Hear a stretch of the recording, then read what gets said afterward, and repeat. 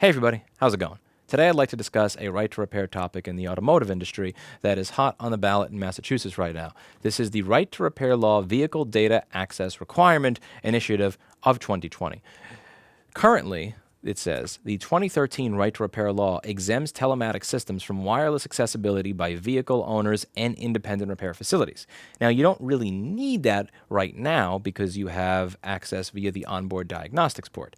The concern is that more and more and more is going to be shifting over to the wireless side, so that even if this bill gives you access to tools that you use via a wired medium, if everything shifts to wireless and the bill exempts that, then you're really just back where you started before the first bill passed. Now, I wanted to present to you some of the arguments from a coalition called Coalition for Safe and Secure Data as to why you should vote no on this question. And so let's watch the commercial and see what we learn. If Question 1 passes in Massachusetts, anyone could access the most personal data stored in your vehicle. Domestic violence advocates say a sexual predator could use the data to stalk their victims, pinpoint exactly where you are, whether you are alone, even take control of your vehicle. Vote no on 1. Keep your data safe. They stopped short of getting Michael Shannon to play Richard Kuklinski in the parking garage, but you get the idea of what they're going for there. If this passes, you will be raped in a parking garage. There is no in between, there is no middle ground. Right to repair passes in Massachusetts, you get raped in a parking garage.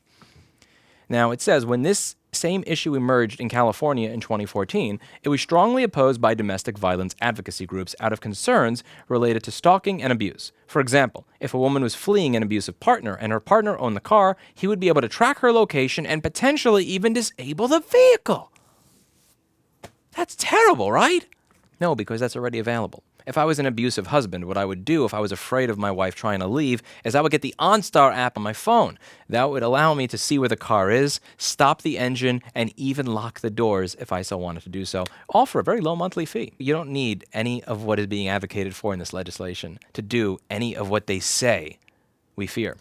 If I wanted to walk behind my wife in a parking lot with that sinister music playing and then drop something as the lights turn low, then I could already do that. Now, there's another part on the Coalition for Secure Data's website where it says who is against the proposal. Now, that is actually an excellent question. They say civil rights groups also oppose the California proposal due to concerns about racism and redlining.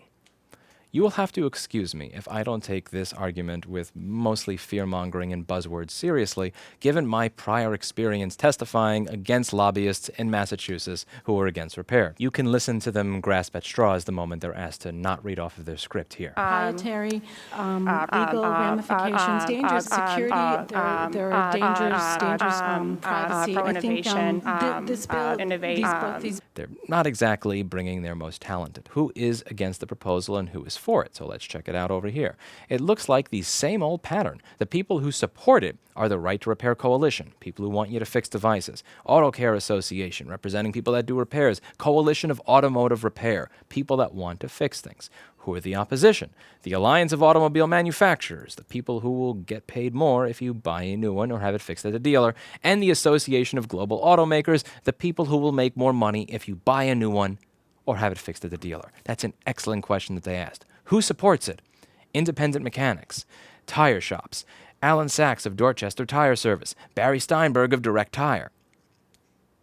Who's against it? The people that want you to buy the new car that they manufactured. It really is going to come down to what you choose to believe when you vote on this proposition in Massachusetts. And what I would ask you, think about the last time that you went to the car dealership. Think about that $1,000 or $2,000 or $6,000 quote that you got for a repair. And think about the place that fixed it for $75 right down the street.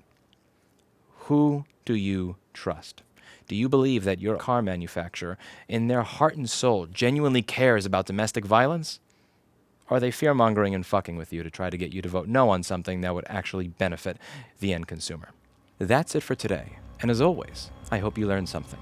I'll see you all in the next video, especially the lobbyists, as you walk towards your car in a dark alleyway, as the sun sets, as the people disperse, as the scary music begins to play, and as the camera creepily fades. And the moment you go to open your car door when you're least expecting it, pow! Vote yes on question 1 in Massachusetts.